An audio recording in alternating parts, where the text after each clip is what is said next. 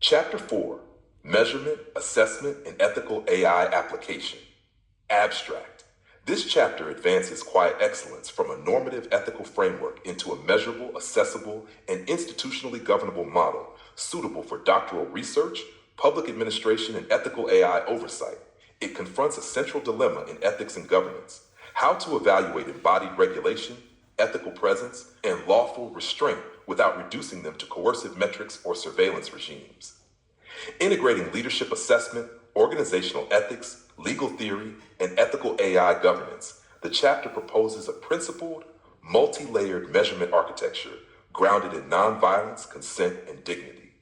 Quiet excellence is positioned not as a performance score to be optimized, but as an ethical capacity to be observed, protected, cultivated, and reviewed across human and AI-mediated systems. Keywords: quiet excellence, ethical measurement, lawful transparency, restraint, ethical AI, leadership evaluation, human flourishing. 4.1: Recentering the reader. Quiet excellence as a measurable ethical framework. Before introducing specific assessment mechanisms, it is essential to restate the core logic of quiet excellence as it applies to measurement. Quiet excellence holds that ethical leadership is defined not by influence or output, but by the regulated, lawful, and nonviolent exercise of power. Accordingly, assessment must focus on how decisions are made, constrained, and reviewed, rather than on how effectively outcomes are imposed. Within this framework, measurement serves three purposes: 1. Safeguarding dignity and consent; 2. Supporting ethical learning and institutional maturity; and 3. Preventing the concentration or abuse of power. Measurement is therefore inseparable from governance and law. It must be designed to strengthen restraint, not reward domination. 4.2: The measurement challenge in ethical leadership and governance. Ethical leadership frameworks frequently encounter their greatest vulnerability at the point of implementation. Values may be articulated with philosophical rigor, yet mechanisms for evaluation and accountability remain underdeveloped or misaligned with the ethics they seek to uphold. In practice, institutions default to metrics that prioritize speed, productivity, visibility, and control, indicators poorly suited to capturing restraint, consent protection, and harm prevention. This mismatch produces a structural contradiction. Leaders are rhetorically encouraged to act ethically, while materially rewarded for behaviors that erode ethical containment.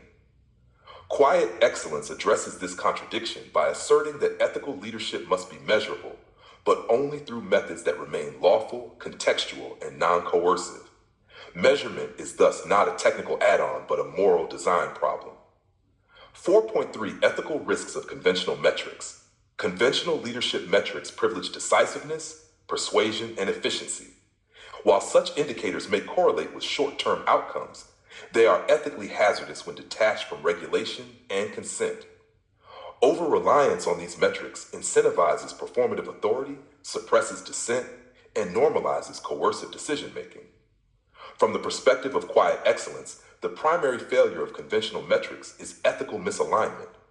Metrics that reward domination or unilateral action undermine the very capacities, restraint, reflection, accountability, that prevent violence and preserve trust. Ethical assessment must therefore reject evaluative regimes that instrumentalize human behavior or reduce moral agency to numerical proxies. 4.4: Principles for measuring quiet excellence. Measurement within the quiet excellence framework is governed by 5 non-negotiable principles. First, non-coercion. Assessment must never compel compliance, extract obedience, or penalize vulnerability. Second, lawful transparency.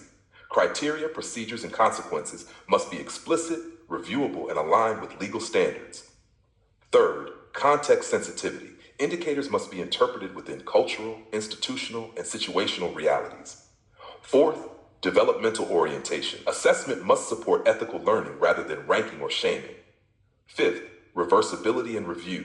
All tools must remain contestable and withdrawable if they generate harm. These principles ensure that measurement reinforces quiet excellence rather than undermining it. 4.5: Domains of observable ethical capacity. Although quiet excellence resists reduction to scores, it can be evaluated through stable domains of observable ethical capacity. 5 domains are proposed. Regulation under pressure evaluates tolerance for uncertainty, delayed action, and emotional containment. Consent integrity examines participatory processes, protected dissent, and absence of retaliation. Boundary adherence assesses respect for role limits, due process, and escalation pathways. Lawful accountability focuses on documentation, auditability, and openness to review. Harm prevention evaluates whether foreseeable risks are identified and mitigated prior to action. Each domain may be examined through mixed qualitative methods such as peer review, process audits, case reconstruction, and reflective supervision. 4.6 A Quiet Excellence Measurement Compass. To support institutional adoption, these domains may be visualized as a quiet excellence measurement compass. Each domain represents a directional ethical capacity, while its opposite pole represents a predictable risk. Reactivity, coercion, boundary collapse, opacity, or preventable harm. The compass metaphor emphasizes orientation rather than optimization, guiding leaders and institutions toward ethical alignment rather than performance maximization. 4.7 A Multi-Level Assessment Architecture. Quiet excellence operates across interconnected levels. Assessment must therefore be distributed rather than centralized. At the individual level, reflective practice, mentoring, and supervised feedback assess regulation and ethical reasoning. At the organizational level, policies, decision pathways, grievance mechanisms, and consent protections are evaluated. At the systemic level, governance structures are reviewed for transparency, accountability, and resistance to power concentration. This architecture prevents the personalization of systemic failure and reinforces shared ethical responsibility. 4.8 Measurement without surveillance. A central ethical danger in assessment is the drift toward surveillance. Surveillance-based measurement erodes trust, amplifies fear, and paradoxically increases unethical behavior. Quiet excellence explicitly rejects monitoring regimes that score or rank individuals without consent or due process. Instead, assessment emphasizes process over personality. Decisions, safeguards, and institutional designs are evaluated more rigorously than individual traits. This orientation aligns ethical measurement with democratic governance and the rule of law. 4.9 Quiet excellence and ethical AI governance. As authority increasingly migrates into algorithmic and AI-mediated systems, ethical measurement becomes more urgent. AI systems do not possess moral agency or presence. They materialize the ethical capacity of the humans and institutions that design and deploy them. Applying quiet excellence to ethical AI governance involves assessing whether systems respect data dignity and consent, include meaningful human oversight, provide explainability and contestability, comply with jurisdictional law, and incorporate harm prevention thresholds rather than pure optimization.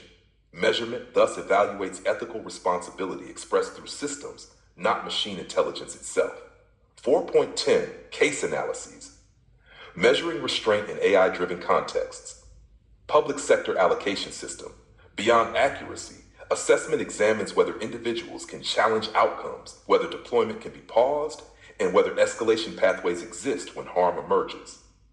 Educational technology platform. Quiet excellence evaluates whether algorithmic recommendations constrain student autonomy, whether consent is revocable, and whether educators retain authority to override automated decisions. In each case, restraint, the design capacity not to act, is treated as a measurable ethical feature. 4.11 Crisis, emergency, and ethical shortcuts. Crisis conditions often justify ethical shortcuts in the name of urgency. Quiet excellence rejects the suspension of ethical measurement during emergencies. Instead, it requires heightened attention to consent, proportionality, and lawful oversight, particularly in public health, security, or disaster response systems. 4.12 Teaching, training, and institutional adoption. Quiet excellence assessment tools can be integrated into leadership education and governance training through scenario analysis, reflective journals, ethical red flag checklists, and legal case studies. Such tools emphasize learning and accountability rather than compliance. Institutions must model the ethical standards they assess. Measurement regimes that violate consent or transparency undermine legitimacy and reproduce harm. 4.13 Intercultural and cross-jurisdictional considerations. Ethical capacity and lawful accountability are culturally and legally situated. Quiet excellence measurement must therefore be calibrated across jurisdictions and cultural norms while remaining anchored in universal principles of dignity, consent, and and nonviolence. This calibration is essential for global leadership and AI governance. 4.14 Limitations and Future Research Directions. This chapter does not claim to offer a final measurement solution. Future research may empirically test the proposed domains, explore cross-cultural variation, and examine integration with emerging AI governance standards and legal regimes. 4.15 Conclusion: Measuring what protects dignity. This chapter has demonstrated that quiet excellence can be measured without being diminished. Through principled, multi-level, and law-aligned assessment, ethical leadership becomes observable while remaining humane.